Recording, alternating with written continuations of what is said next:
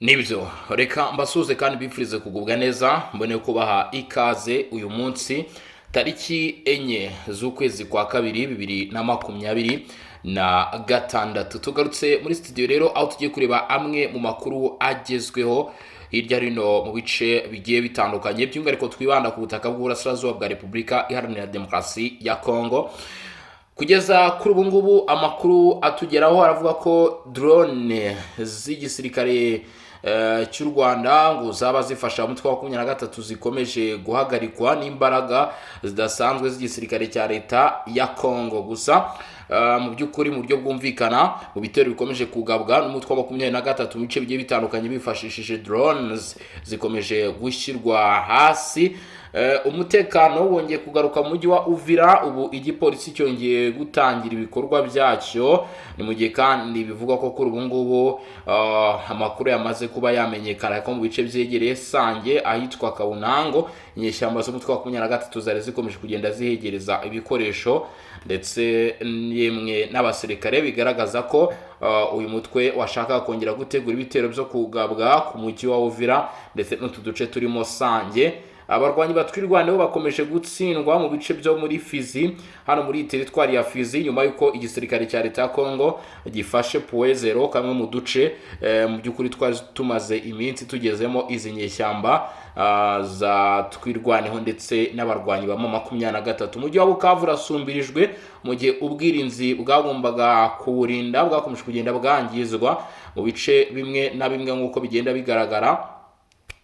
Dore ko icyo nakubwira kugeza kuri ubu ngubu zino drone ubona ziri kugenda zangizwa nizo drone zifashishwaga n'abarwanyi umutwe twaje na 23 ndetse n'abarwanyi bakomeje kugenda bapfira ku mirongo y'imbere ku rugamba, abandi bafatwa. Ibyo byose bigaragaza ugutsindwa, bigashyira ibyago bikomeye cyane ku mujyi nka Bukavu yuko ushobora kuba isaha iyo ari yo yose noneho wafatwa n'abagize itsinda ry'igisirikare cya leta ya Repubulika Iharanira Demokarasi ya Kongo. Dore ko n'amakuru atugeraho kuri ubu ngubu avuga ko ibice bimwe na bimwe by'iki gice cya Bukavu bikomeje kugenda bisatirirwa uko bwije n'uko bukeye. M23 iraza kubasha kubyitwaramo neza, cyangwa se ubutegetsi bwa leta ya Repubulika Iharanira Demokarasi ya Kongo baraza kubasha kubyitwaramo neza. Nyemerera twe twinjire mu makuru turebe uko bihagaze, hanyuma ibindi turaza kubiharira ku murongo kuri front line cyangwa se ku mirongo y'imbere ku rugamba ubundi byisobanure. Gusa nanone mbere uko dukomeza nanakubutsa gukanda subscribe cyangwa se sabone. Ikindi kintu cy'ingenzi ugomba ko wakora nyuma y'ibyo ngibyo niba umaze gukanda subscribe ntiwibagirwe like ndetse ibitekerezo byawe inyunganizi turabyakira muri comment. Hanyuma reka twikomereze mu makuru yacu, dore ko aricyo kiba cyatuzinduye ari nacyo kiba kitwicaje aha ngaha. Usibye mu by'ukuri amakuru nta kindi kintu kiba kitwicaje aha nk'abantu mwedere uko byifashe ubu tuvugana. Ngo biravuga ko inyeshyamba z'umutwe wa 23 Colonel Nanga yemeye ko aribo bari inyuma y'igitero cyagabwe ku kibuga cy'indege cya Kisangani. Igitero cyagabwe hifashishije drone zo mu bwoko bwa kamikazi cyakozwe. Ubutumwa yavuze ngo ubushobozi bwo gukoresha ikoranabuhanga mu gutera bwari busanzwe bufatwa nk'ubwa leta ya Kinshasa, ngo ubu ngubu nabo barabufite. Yavuze ko igitero cyagabwe ku kibuga cy'indege cya Kisangani ari ubutumwa bukomeye bugaragaza ko ubutegetsi bwa Kisekedi butagifite ububasha busesuye mu kirere nk'uko byari bimeze mbere. Nyamara aya magambo ya Colonel Nanga arimo kwirengagiza yuko icyo gitero kitigeze kigera ku bushobozi ndetse n'ibyifashishijwe mu gutegura no kugaba icyo gitero byose byahise bihagarikwa. Raporo yashyizwe hanze ngo baratangaza ko ubu indege zose cyangwa ibikoresho byo mu kirere byakoreshwa mu gutera abaturage bo mu bice bagenzura ngo bizajya bisenywa bigitangira gukoreshwa cyangwa se mu by'ukuri bitangira guhagurutswa nk'uko uyu Krenanga bivuga.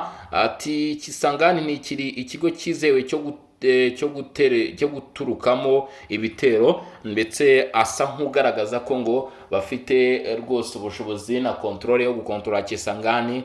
ngo ndetse kandi ibi byari nko kugaragaza ko mu by'ukuri ibisasu indege n'ibiki byose bizashyirwa Kisangani bitazaba bifite umutekano uhagije.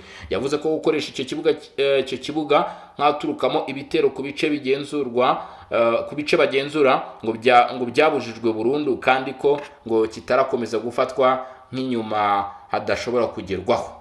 Ati rwose mu magambo Colonel Nanga yavuze, yagaragaje ko bagifite gahunda yo gukomeza ibi bitero mu kwataka ikibuga cy'indege cya Kisangani. Yaburiye ubutegetsi bwa Kinshasa agira ati uyu nguyu Colonel Nanga yavuze ko ngo igihe cyo kwigira intore mu ikoranabuhanga kirangiye, ngo kandi niba Perezida Tshisekedi ashaka ibiganiro biteguye kubyitabira, ariko niba ashaka intambara agomba kwemera ingaruka zose zizayizamo. Aho ni ku ruhande rw'abayobozi b'umutwe wa 23, by'umwihariko Colonel Nanga agira ibyo atangaza. Ibi abivuze ko bazemera kujya mu biganiro bizategurwa n'umukuru w'igihugu Felix Tshisekedi mu gihe hano imbere mu gihugu nyine, mu gihe nyamara byatangiye kugaragara ko bamwe mu badiplomate ndetse n'abagiye bagaragara mu buyobozi barimo nka Colette Chomba bagaragaje ko batifuza ko abari mu mitwe yitwaje intwaro bagiye bagerageza guhirika ubutegetsi ndetse no kwangiza ibikorwa bya guverinoma n'ibindi bintu byose bigiye bitandukanye, ngo batazemererwa na rimwe kwitabira ibi biganiro. Biraza kugenda bite ko wumva bikomeje kugenda birushaho kugorana? Reka tubitege amaso twirebere natwe turebe uko biza kugenda. Uwo ni Colonel Nanga yigamba, ariko hagati aho ngaho ntago ari we wenyine gusa, ahubwo n'ubutegetsi bwa Repubulika Iharanira Demokarasi ya Kongo hari icyo bari gutangaza cyangwa se hari icyo bari kuvuga ku bimaze iminsi byumvikana. Ari mpamvu nkubwira ni mu by'ukuri ubushobozi bwa 23 nubwo bavuga gutya burimo buragenda bushira. Indege zigera ku 98 zahanuwe hariya za drone, mu by'ukuri ubona ko ari ukugenda aba basore bacika intege, ndetse ukabona ko amakamyo yirwa tunda abarwanyi bavana hano mu mujyi wa Bukavu aberekezayo, dore ko mu minsi yashize umujyi wa Bukavu wari washitemo abarwanyi, biba ngombwa ko bifashisha bari muri Warungu kugira ngo bagaruke bawurinde, aho amakamyo yaje akabagezaho bita Kampusayo. Dukurikije amakuru aheruka aturuka ku muguke mu bya gisirikare bakorera mu biro bya Patrick Buyaya, indege zitagira abapilote zagabye igitero ku kibuga cy'indege cya Kisangani zakoresheje itumanaho rya Starlink, kandi bivugwa ko ngo zatangiriye hafi y'umupaka wa Repubulika ya Centrafrique. Kinshasa mu by'ukuri ngo ikaba iri kugerageza gukurikirana ibijyanye n'ikoranabuhanga ryakoreshejwe, ari naryo uyu Colonel Nanga arimo yirata rya Starlink, kugira ngo bashe kumenya mu by'ukuri situation uko bimeze. Ariko bakaba bavuze ko vuba bidatinze, nubwo iki gitero cyahagaritswe, bitaza kurangirira aho ngaho gusa, ahubwo mu by'ukuri bafite n'indi migambi ikomeye cyane baza gukomeza gukora, ndetse mu kubaka ubushobozi buhambaye bwo gukomeza kurinda ndetse no gukurikirana mu by'ukuri imicungire imigendekere y'iki kibuga cy'indege cya Kisangani nyuma y'uko kigabweho ibitero kabisa. Bati murahugira kuri Kisangani irinzwe ku buryo budasanzwe, muraza gukanguka umujyi wa Bukavu wamaze gucakirwa. Ese koko biraza gukunda cyangwa ahubwo Kisangani hano mu ntara ya Chopo yaba iri mu byago bikomeye cyane? Ubu M23 basa nkaho mu by'ukuri babujijwe kongera gufata ikindi gice, dukurikije situation igaragara na Leta Zunze Ubumwe za Amerika nyuma yo kugera ngaha muri uyu mujyi wa Uvira. Bamara kugera muri umujyi wa Uvira bagahita basabwa gusubira inyuma byihuse. Abenshi bati M23 nta bwinyagamburiro igifite, M23 manda yabo yaba yararangiye mu by'ukuri, ati ahubwo bategereze bicare bakenyere, ati kuko igisirikare cya Leta ya Kongo nyuma yuko kimaze gushimangira ahangaha rwose muri Uvira, nyuma yo gushimangira Minembwe, ati nta kindi kintu kiza gukurikiraho. Bukavu turaza kuyibona abasore ba Repubulika Iharanira Demokarasi ya Kongo barimo bayitera hejuru, bayitera imigeri rwose, bayitera imigwi, ariko bagenda bayifata kabisa. Abo ngabo ni bamwe bagenda batanga ibitekerezo bavuga bati uko nguko niko bigiye kuba byagenda, ati uko niko bigiye kuba byagenda. Amasezerano ya Washington ntago ari gukurikizwa, bimwe mu bishobora kugira ingaruka zikomeye cyane kuri aba barwanyi mu minsi ya vuba, nkuko Washington abagize inteko ishinga amategeko bagiye babitangaza mu minsi yashize, kugeza nubwo bateguye raporo yagejejwe kuri Vice Perezida wa Leta Zunze Ubumwe za Amerika bamusaba ko hagira igikorwa ko batari kubahiriza amasezerano harimo guhagarika imirwano, gukura ingabo mu by'ukuri kuri ubu butaka bwa Repubulika ya Demokarasi ya Kongo no gusenya imitwe nka FDLR. Reka dusuzume uko byifashe nkomeze nkubwira. Ikibuga cy'indege cya Kisangani, AFC M23 yemereye ko igitero bivugwa ko cyahagabwe ariyo yari kiyoboye. Umutwe w'inyeshyamba wa AFC M23 watangaje mu itangazo ryashyizwe ahagaragara kuri wa kabiri ko ari wo wagabye igitero cyabaye mu mpera z'icyumweru gishize ku kibuga cy'indege cya Bangoboka giherereye ku birometero 17 uvuye mu mujyi wa Kisangani, umurwa mukuru w'intara ya Chopo. Iki kibuga giherereye mu mujyi ufite uruhare rukomeye mu mutekano w'igihugu ndetse kikaba ari n'icyicaro cy'ubuyobozi bukuru bw'ingabo zo mu gace ka gatatu k'ingabo z'igihugu. Nk'uko AFC M23 bivuga, iki gitero cyagabwe hagati yo ku itariki 31 Mutarama ndetse no ku itariki ya 1 Gashyantare 2026 hifashishijwe drones ndetse zo mu bwoko bwa kamikazi ziturika.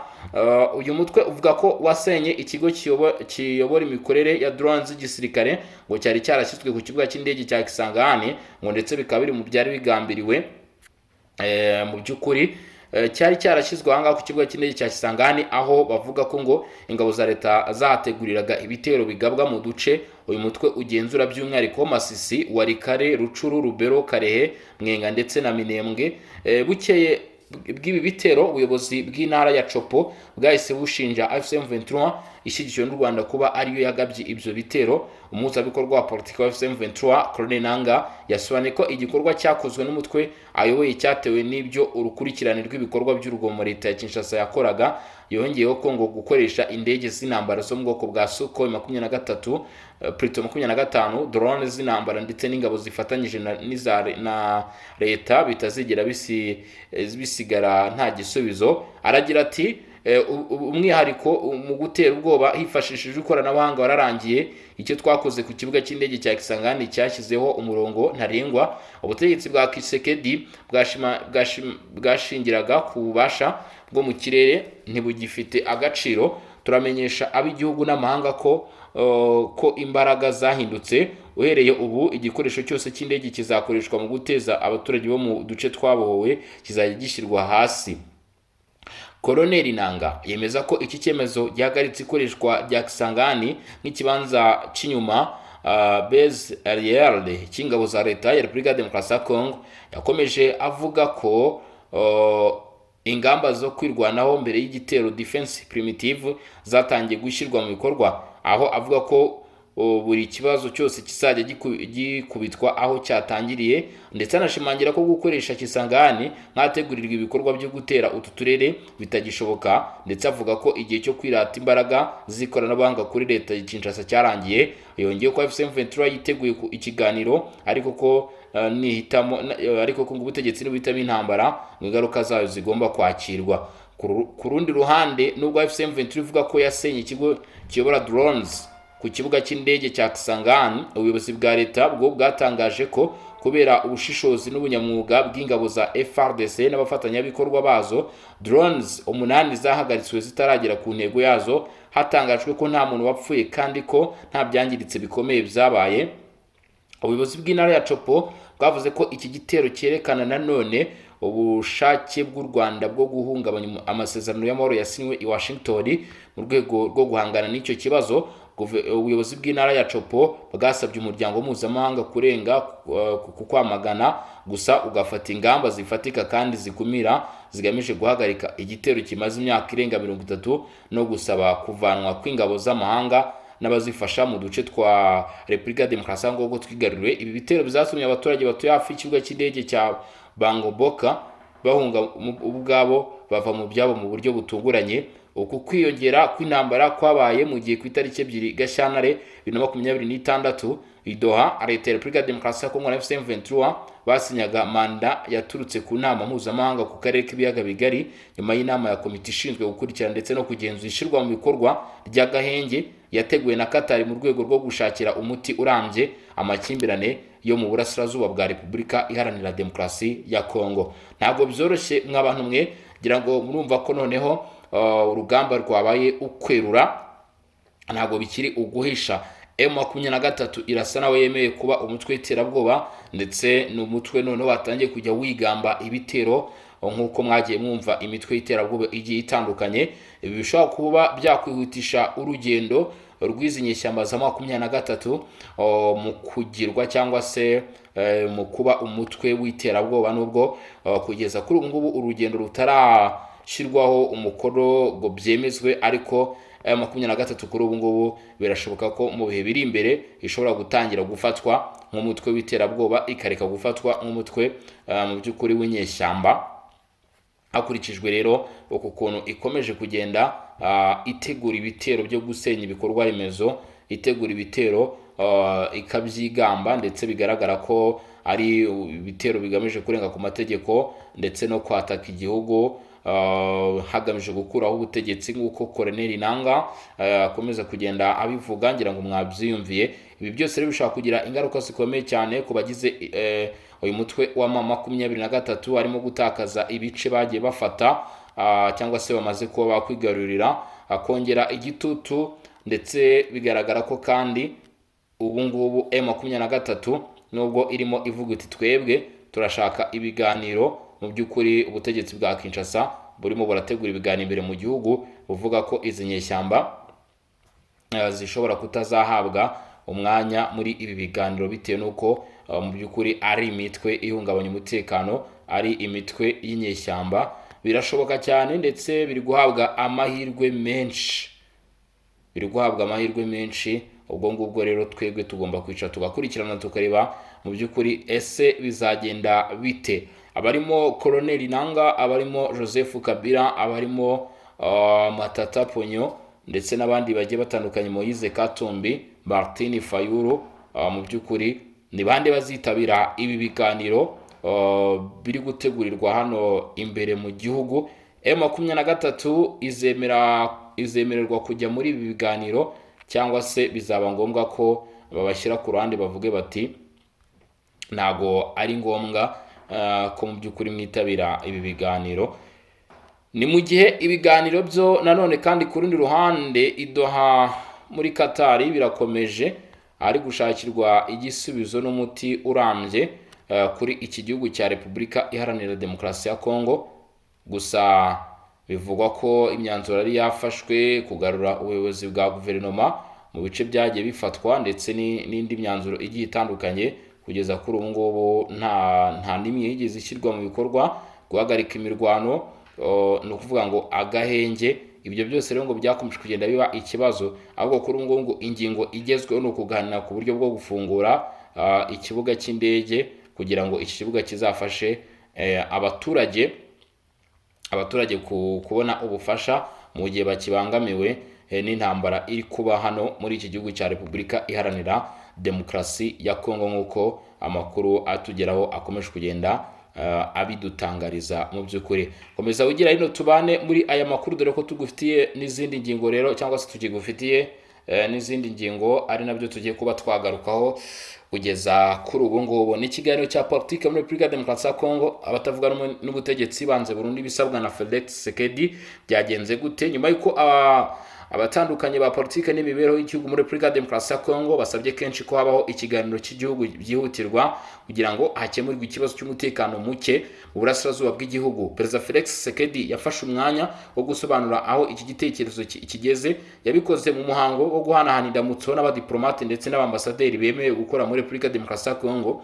Perezida yemeye ko muri ibi bihe bikomeye ubumwe bw'igihugu ari ngombwa cyane kurusha ikindi, gusa yashyizeho amabwiriza n'ibisabwa bigomba kuyobora iyo dialogue. Ati ntigomba na rimwe guhungabanya inzego ziturutse mu matora, igomba gukorerwa ku butaka bwa Repubulika Demokarasi ya Kongo kandi igomba kuyoborwa n'inzego zemewe z'igihugu.